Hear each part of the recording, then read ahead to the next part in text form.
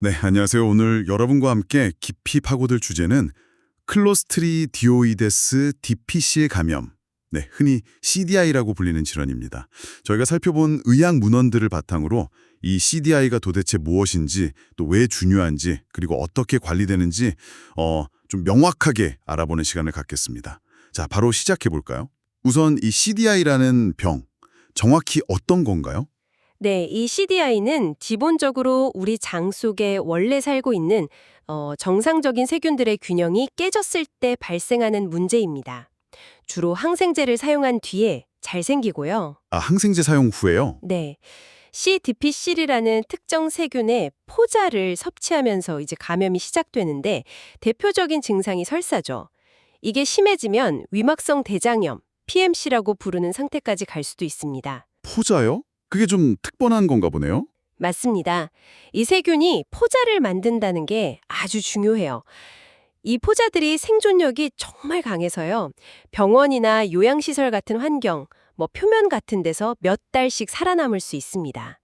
그러니까 주변에 널리 퍼져 있기가 쉽고, 그래서 특히 의료 환경에서 감염이 잘 퍼지는 거죠. 아, 그래서 봉원 감염으로 유명하군요.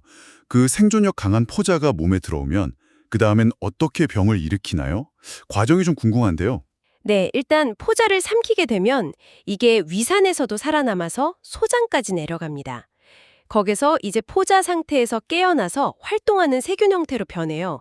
이걸 발화한다고 하는데요. 봐라. 네. 근데 만약에 항생제 때문에 우리 장 속에 원래 있던 좋은 균들, 그러니까 정상 세균총이 좀 약해져 있는 상태다. 그러면 이 C. difficile이 하부장관, 주로 대장에 쉽게 자리를 잡고 막 번식을 하는 겁니다. 그렇게 자리를 잡고 나면 독소 A하고 독소 B, 이 두 가지 아주 강력한 독소를 막 뿜어내기 시작해요. 독소 A와 B. 아, 그 독소들이 문제를 일으키는 거군요. 역할이 좀 다른가요? 네, 그렇습니다. 독소 A는 주로 장세포의 염증을 유발하고 우리 몸의 면역세포인 백혈구를 막 끌어모으는 역할을 해요. 일종의 염증 유발 독소죠. 반면에 독소 B는 세포 자체에 직접 작용해서 손상을 주는 세포 독성에 훨씬 강합니다. 세포의 뼈대, 그러니까 세포 골격을 망가뜨려서 세포를 죽게 만들어요. 아, 독소 B가 더 직접적으로 세포를 공격하는군요. 네, 사실 그래서 최근 연구들을 보면 독소 B가 CDA 발병에 좀 더 결정적인 역할을 하지 않나 이렇게 보고 있습니다. 왜냐면 독소 B가 없는 균주로는 병이 잘 안 생기는데 독소 A만 없는 균주로는 병이 생길 수 있거든요. 흥미롭네요. 그리고 또 이원 독소, CDT라고 부르는 것도 있는데요. 이건 특정 유행 균주, 예를 들면 뒤에 나올 NAP1, BIOE7 같은 균주에서 많이 발견되는데 아직 병을 일으키는데 정확히 어떤 역할을 하는지는 좀 더 연구가 필요합니다. 아까 위막성 대장염 PMC라는 것도 언급하셨는데 그건 어떤 상태를 말하는 건가요? 네, 그건 이제 대장 내시경으로 들여다보면 대장 점막 표면에 하얗거나 좀 노란색의 막 같은 것들이 덮여 있는 게 보이는 상태입니다. 막이요? 네, 그래서 위막, 슈도멤브레인, 가짜막이라고 부르는데요. 이게 사실은 죽은 세포들, 염증 물질, 끈적한 점액 같은 것들이 엉겨붙어서 만들어진 거예요. 병이 심해지면 이 막들이 점점 커지고 넓게 퍼져나가죠. CDI로 진단받은 환자들 중에서 한 절반 정도에서 이 위막이 관찰된다고 하니까 꽤 특징적인 소견이라고 할 수 있습니다. 그렇군요. 그럼 어떤 분들의 특히 CDI에 걸릴 위험이 높을까요? 위험 요인 같은 것들이 있겠죠? 네, 뭐니 해도 가장 중요한 위험 요인은 역시 항생제 사용입니다. 역시 항생제군요. 네, 항생제가 우리 몸에 나쁜 균만 죽이는 게 아니라 장 속에 사는 이로운 균들까지 같이 없애버리니까요. 그 빈자리를 C. difficile가 차지하고 번성할 기회를 주는 거죠. 그 외에는 아무래도 연세가 많으신 분들, 그러니까 고령층, 그리고 원래 다른 심각한 병을 앓고 계셔서 몸이 얕으신 분들, 또 위나 장 수술을 받으신 분들, 코나 배에 튜브를 꽂아서 영양 공급을 받으시는 분들이 더 위험합니다. 아, 기저질환이나 위장관 쪽 문제가 있는 경우군요. 위산 억제에도 약간 관련이 있다는 이야기가 있던데요. 네, 양성자 펌프 억제제 PPI라고 하는 위산 억제제 사용도 약간의 연관성은 제기되는데 이게 결정적인 위험 요인이라고 보기는 좀 어렵다는 의견이 많습니다. 항생제 종류도 관련이 있나요? 어떤 항생제가 더 위험한가요? 과거에는 클린다마이신이나 암피실린, 초기 세팔로스포린 계열 항생제들이 주된 원인으로 꼽혔었죠. 그런데 최근에는 좀 달라져서 2세대나 3세대 세팔로스포린 계열, 그리고 플루오로퀴놀론 계열 항생제가 병원 내 유행과 저 관련이 깊다고 보고 있습니다. 플루오로퀴놀론 계열이요. 네. 의외에도 개폐용치는 사소각탐 같은 일부 광범위 항생제는 상대적으로 위험이 좀 덜하다고 알려져 있고요. 근데 여기서 정말 중요한 점은 사실상 거의 모든 항생제가 이론적으로는 CDI 위험을 높일 수 있다는 겁니다. 심지어 CDI 치료에 쓰는 방코마이신조차도요. 아, 치료제도요? 네, 이론적으로는요.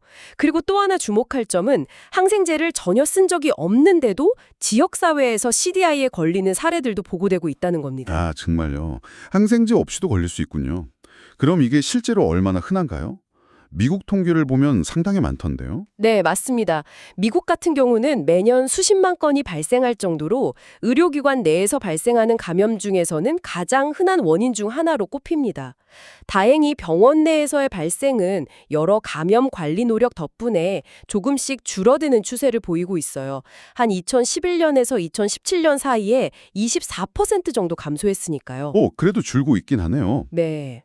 그런데 문제는 병원 밖, 그러니까 지역사회에서 발생하는 경우는 줄지 않고 꾸준히 유지되면서 지금은 미국 내에서 병원 내 발생 건수와 거의 비슷할 정도가 됐다는 겁니다. 그럼 이제 병원만의 문제가 아니라는 거네요. 그렇죠. 이제는 지역사회에서도 충분히 주의해야 하는 감염병이 된 거죠. 근데 균을 가지고 있어도 증상이 없는 경우도 있다고요. 무증상 보균이라고 하던데. 네, 그렇습니다. 특히 아주 어린 아기들, 한 1, 2세 미만 영아들한테는 이 균이 장에 있어도 병을 일으키는 경우가 거의 없어요. 흔하게 발견되는데도요.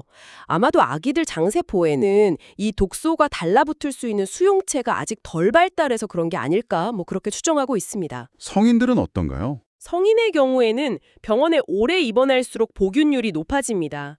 예를 들어 2주 이상 입원하면 한 20% 이상에서 균이 발견될 수도 있어요.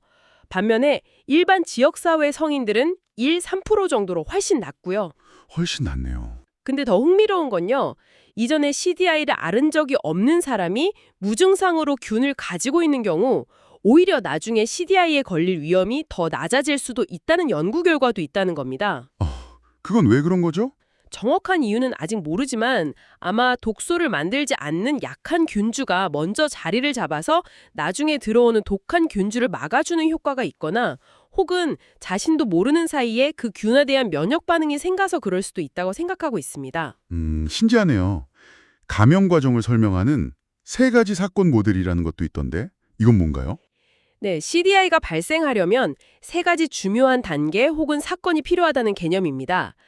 첫째는 말씀드린 대로 항생제 사용 등으로 장내 환경이 취약해지는 것. 이게 첫 번째 사건이고요. 네. 둘째는 독소를 만들어내는 C포자에 노출되는 것. 이게 두 번째 사건이죠. 그런데 이 2가지만으로는 충분하지 않고 3번째 요인인 숙주 노인이 열정적이라는 겁니다. 숙주 요인이요? 네, 즉 균에 노출되었을 때 우리 몸의 방어 능력, 특히 면역 반응이 충분하지 못하면 병으로 진행될 가능성이 높아진다는 거죠. 예를 들어서 독소 A나 B에 대항하는 항체, IgG 항체가 잘 만들어지지 않는 사람들은 감염에 더 취약하다는 겁니다. 그러니까 균에 노출돼도 다 걸리는 게 아니라 몸의 상태도 중요하다는 거군요. 그렇죠. 결국 감염이라는 게 단순히 균과의 만남이 아니라 우리 몸의 상태와 환경 요인이 복합적으로 작용한 결과라는 걸 잘 보여주는 모델입니다. 2000년대 초반에 특정 균주 때문에 상황이 확 나빠졌다는 내용도 있더라고요. 아, 네, 맞습니다. 그 악명 높은 NAP1B027이라는 균주 이야기인데요. 이게 2000년대 초반에 북미, 그러니까 미국, 캐나다 그리고 유럽을 중심으로 크게 유행하면서 CDI 발생률이랑 중증도가 정말 급격하게 증가했습니다. 예를 들어 캐나다 몬트리올 같은 경우는 이 균주가 유행하던 시기 동안 CDI 발생률이 이전보다 4배나 뛰었고요. CDI 때문에 사망하는 비율도 1.5% 수준에서 무려 6.9%까지 치솟았으니까요. 정말 심각했죠. 6.9%요? 와. 그 균주는 도대체 뭐가 닿났길래 그렇게 강력했던 건가요? 몇 가지 특징이 있습니다. 우선 일반적인 C. difficile 균주보다 독소 A와 B를 훨씬 더 많이 만들어내요. 뭐 최대 20배 이상 더 많이 만든다는 보고도 있고요. 그리고 아까 잠깐 언급했던 이원 독소 CDT도 가지고 있습니다. 아, CDT? 결정적으로 당시에 병원에서 아주 널리 사용되던 항생제 계열 중 하나인 플루오로퀴놀론의 강한 내성을 가지고 있었어요. 아, 항생제 내성? 네, 그러니까 플루오로퀴놀론을 쓰는 환자들 몸에서는 다른 균들은 다 죽는데 이 균주만 살아남아서 막 번성하기 쉬웠던 거죠. 이게 급격한 확산의 중요한 원인이었습니다. 그럼 그 무서운 유행은 어떻게 좀 잠잠해졌나요? 네, 여기서 우리가 배울 점이 있는데요. 영국 같은 나라에서는 국가적인 차원에서 감염 관리 조치를 강화하는 동시에 특히 문제가 됐던 그 플루오로퀴놀론 계열 항생제의 사용을 적극적으로 제한하는 정책을 폈습니다. 항생제 사용을 제한했군요. 네, 그 결과 몇 년 지나지 않아서 이 악성 균주를 거의 찾아보기 힘들 정도로 퇴치하는 데 성공했어요. 미국에서도 비슷한 노력들을 통해서 이 균주가 차지하는 비율이 의료 관련 감염에서는 31%에서 15%, 지역사회 감염에서는 19%에서 6%로 상당히 감소했습니다. 오, 효과가 있었네요. 그쵸. 특정 항생제의 사용을 신중하게 관리하는 것, 이걸 우리가 항생제 스튜어드십이라고 부르는데 이게 특정 내성균의 확산을 막는데 얼마나 중요한지를 보여주는 아주 대표적인 사례라고 할 수 있습니다. 하지만 그 균주가 줄어드니 또 다른 균주들이 고개를 들고 있다고요? 네, 안타깝게도 그렇습니다. 이게 마치 두더지 잡기 게임 같달까요? 하나를 누르면 다른 게 튀어나오는 것처럼요. 예를 들어서 리보타입 078이라는 균주는 돼지 같은 식용 동물에서도 발견되는데 사람에게 감염되면 좀 더 치명적일 수 있다는 보고가 있고요. 또 리보타입 106 같은 경우는 현재 미국 지역사회에서 가장 흔하게 발견되는 균주 중 하나라고 합니다. 과거 영국에서 유행했던 균주이기도 하고요. 계속해서 이렇게 유행하는 균주의 양상이 변하기 때문에 지속적인 감시와 연구가 필요한 상황입니다. 그렇군요. 계속 주시해야겠네요. 자, 그럼 이제 증상과 진단 쪽으로 넘어가 볼까요? 설사가 가장 흔하다고 하셨는데 좀 더 구체적인 증상 특징 같은 게 있을까요? 네, 설사가 압도적으로 가장 흔한 증상입니다. 변 상태는 그냥 좀 묽은 변에서부터 완전 물 같은 설사까지 아주 다양하게 나타날 수 있고요. 가끔 특징적인 좀 불쾌한 냄새가 난다고도 하는데 항상 그런 건 아니고요. 혈변, 그러니까 피가 섞여 나오는 경우는 상대적으로 드뭅니다. 피는 잘 안 섞이는군요. 네, 그 외에는 열이 나는 경우도 있고 한 28% 정도, 배가 아프다고 호소하는 경우도 있습니다. 한 22% 정도. 혈액 검사를 해보면 백혈구 수치가 올라가 있는 경우도 꽤 흔하고요. 한 50% 정도? 백혈구 수치 증가? 여기서 근데 정말 주의 깊게 봐야 할 위험 신호가 하나 있습니다. 오히려 설사가 멎고 배가 막 불러오면서 장운동이 거의 멈추는 듯한 증상, 즉 장폐색 증상이 나타날 때예요. 설사가 멎는데 위험하다고요? 네, 이때 다른 특별한 이유 없이 혈액 검사에서 백혈구 수치가 아주 높게 나온다. 예를 들어 15,000ml 이상으로 막 올라간다? 이건 단순한 변비가 아니라 독성 거대 결장이나 폐혈증 같은 아주 치명적인 합병증으로 빠르게 진행될 수 있다는 강력한 경고 신호일 수 있습니다. 즉시 응급 상황으로 대처해야 하죠. 아, 정말 조심해야겠네요. 그럼 진단은 어떻게 내려지나요? 증상만으로는 좀 애매할 수도 있을 것 같은데요. 맞습니다. 그래서 임상적인 의심과 검사실 검사 결과를 종합해서 판단해야 합니다. 일단 임상적으로는 하루에 3번 이상 묽은 변을 보고 이게 이틀 이상 지속되는데 다른 뚜렷한 설사 원인균이나 원인이 없다. 그러면 CDI를 의심해 볼 수 있습니다. 네. 그리고 확진을 위해서는 대변 검체를 이용해서 검사를 하죠. 배변에서 직접 CD 피츠를 독소를 검출하는 방법, 독소 EIA 검사, 또는 독소를 만들어내는 유전자가 있는지 확인하는 방법, NAAT 또는 PCR 검사, 아니면 균 자체를 배양해서 확인하는 방법도 있고요. 드물지만 내시경 검사를 하다가 우연히 위막을 발견해서 진단되는 경우도 있습니다. 그런데 이 대변 검사들이 좀 완벽하지 않다고 들었어요. 어려움이 있다고요? 그게 사실 좀 문제입니다. 안타깝게도 완벽한 단일 검사법이 없다는 거죠. 예를 들어 독소를 직접 검출하는 이아이아 검사는 양성이 나오면 비교적 확실하지만 민감도가 좀 낮아요. 그래서 실제 감염이 있어도 음성으로 나오는, 즉 놓치는 경우가 있을 수 있습니다. 아, 민감도가 낮군요. 반면에 유전자를 검출하는 PCR 검사, NAAT는 굉장히 민감하고 빠릅니다.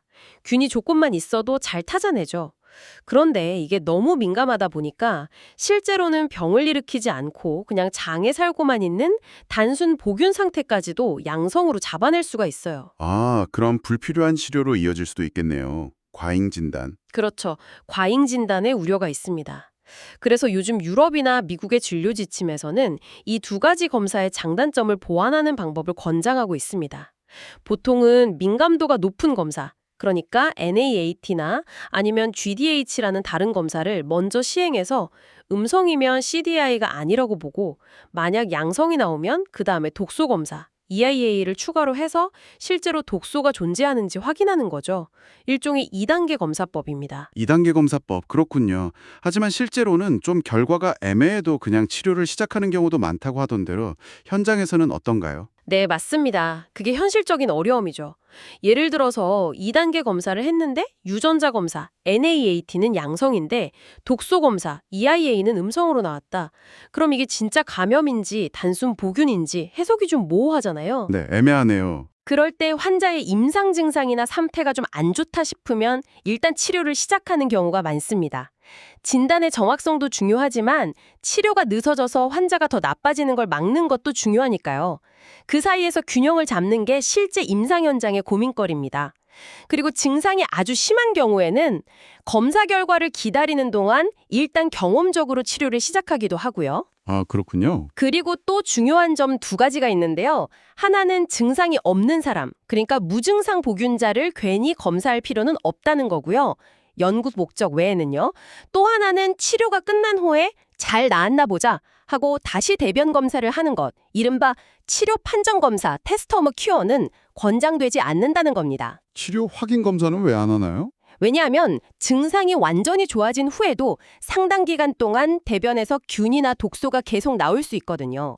근데 그 검사 결과가 나중에 재발할지 안 할지를 예측해주지도 못해요. 그러니까 괜히 검사에서 양성 나오면 혼란만 줄 수 있다는 거죠. 증상 호전 여부가 가장 중요합니다. 알겠습니다. 그럼 이제 치료 이야기로 넘어가 보겠습니다. 치료의 첫 단계는 아무래도 원인이 된 항생제를 끊는 거겠죠. 네, 그게 기본 원칙입니다. 가능하다면 의심되는 원인 항생제를 중단하는 것이 가장 먼저 해야 할 일이죠. 하지만 요즘은 CDI가 워낙 심각해질 수 있는 병이다 보니까 항생제를 중단하는 것과 거의 동시에 바로 CDI에 대한 특이적인 치료를 시작하는 것이 일반적인 접근법입니다. 아, 동시에 시작하는군요. 네, 그리고 기본적인 관리로는 당연히 탈수가 되지 않도록 수분과 전해질 보충을 충분히 해주는 것이 중요하고요. 또 한 가지, 설사를 멈추게 하는 약, 흔히 말하는 지사제나 혹은 아편 계열 진통제 같은 약들은 사용을 피해야 합니다. 지사제는 왜 피해야 하죠? 설사가 심한데. 이게 장 운동을 억제시켜서 장 속에 있는 독소나 균이 몸 밖으로 배출되는 것을 오히려 방해할 수 있어요. 그래서 병을 더 악화시키거나 합병증 위험을 높일 수 있기 때문입니다. 아, 그렇군요. 그럼 CDI 자체를 치료하는 약은 어떤 게 있나요? 현재 1차 치료제로 가장 우선적으로 권장되는 약은 경구용, 즉 먹는 약인 피닥소마이신. 피닥소마이신. 네. 그리고 또 다른 효과적인 대안으로는 역시 먹는 약인 반코마이신이 있고요. 예전에 많이 썼던 메트로니다졸이라는 약도 있는데 이건 피닥소마이신이나 반코마이신에 비해서 효과가 좀 떨어지고 반응도 느린 편이라서요. 지금은 다른 두 약을 사용할 수 없고 증상이 비교적 가벼운 경우에만 제한적으로 고려됩니다. 메트로니다졸은 이제 좀 밀려났군요. 그렇죠. 그리고 여기서 정말 중요한 것 하나. 반코마이신은 주사제로도 있거든요. 근데 이 주사제 반코마이신은 장까지 약성분이 도달하지를 못해요. 그래서 CDI 치료에는 전혀 효과가 없습니다. 반드시 먹는 약, 경구용 반코마이신을 써야 합니다. 아, 주사제는 효과 없다. 꼭 먹는 약으로. 알겠습니다. 피닥소마이신이랑 반코마이신 둘 다 효과가 좋다고 하셨는데 피닥소마이신을 더 우선 권장하는 이유가 있나요? 네, 치료 성공률 자체만 보면 두 약 모두 아주 높습니다. 한 90% 정도에서 치료가 잘 돼요. 그런데 피닥소마이신이 가진 아주 큰 장점이 뭐냐면 치료 후에 CDI가 다시 재발할 확률을 반코마이신에 비해서 훨씬 더 낮춰준다는 겁니다. 아, 재발률. 네, CDI는 재발이 꽤 흔한 병이거든요. 그래서 초기 치료부터 재발 가능성을 좀 더 낮출 수 있는 피닥소마이신을 쓰는 것이 장기적으로 더 유리하다고 판단하는 거죠. 치료 기간은 보통 10일 정도입니다. 그렇군요. 재발이 문제라고 하셨는데 실제로 얼마나 자주 재발하나요? 이게 참 골치 아픈 문제인데요. 첫 번째 CDI 치료 후에 대략 15%에서 많게는 30% 정도까지 재발을 경험한다고 알려져 있습니다. 꽤 높네요. 3명 중 1명 가까이? 네. 그리고 한 번 재발했던 사람은 그 다음에 또 재발할 위험이 더 높아져요. 그래서 이게 CDI 치료에서 가장 해결하기 어려운 숙제 중 하나입니다. 그럼 재발했을 때는 어떻게 치료하나요? 또 피닥소마이신이나 방코마이신을 쓰나요? 네, 재발했을 때도 역시 피닥소마이신이 반코마이신보다 추가적인 재발을 막는 데 더 효과적이라는 연구 결과들이 있습니다. 만약에 이렇게 여러 번 반복적으로 재발하는 경우에는 좀 다른 전략들을 사용하기도 합니다. 예를 들면 반코마이신 용량을 서서히 줄여나가면서 아주 낮은 용량으로 간헐적으로 투여하는 방법, 점갑맥박요법 혹은 피닥소마이신을 좀 더 길게 쓰거나 역시 간헐적으로 투여하는 방법 등을 시도해 볼 수 있고요. 아니면 반코마이신 치료 후에 리팍시민이라는 다른 항생제를 추가로 쓰는 방법도 있고, 그래도 계속 재발하면 궁극적으로 대변 미생물총 이식, FMT를 고려하게 됩니다. 대변 미생물총 이식, FMT. 그게 효과가 좋은가 보군요. 최근에 관련해서 새로운 소식도 있다면서요? 네, 맞습니다. FMT는 건강한 사람의 대변에 있는 미생물들을 환자의 장에 넣어줘서 망가진 장내 세균 생태계를 복원시키는 치료법인데요. 재발성 CDI에 상당히 효과적이라고 알려져 있죠. 최근에 미국 FDA에서 이 FMT 원리를 이용한 2가지 새로운 치료제를 승인했습니다. 둘 다 재발성 CDI 치료를 위해 항생제 치료를 마친 후에 보조적으로 사용하는 건데요. 하나는 레비오타라고 해서 관장 형태로 투여하는 거고, 다른 하나는 바우스트라고 해서 먹는 캡슐 형태로 개발됐습니다. 오, 캡슐 형태도 나왔군요. 네, 이제 좀 더 표준화되고 편리하게 미생물총 치료를 받을 수 있는 길이 열린 거죠. 항생제 치료 외에 다른 보조적인 치료법, 예를 들어 항체 치료 같은 것도 있나요? 네, 있습니다. 베질로툭스맙이라는 약인데요. 이건 주사제 형태의 단클론 항체입니다. C. 디피실레이 만들어내는 독소 중에서 독소 B에만 특이적으로 결합해서 그 작용을 막아주는 역할을 해요.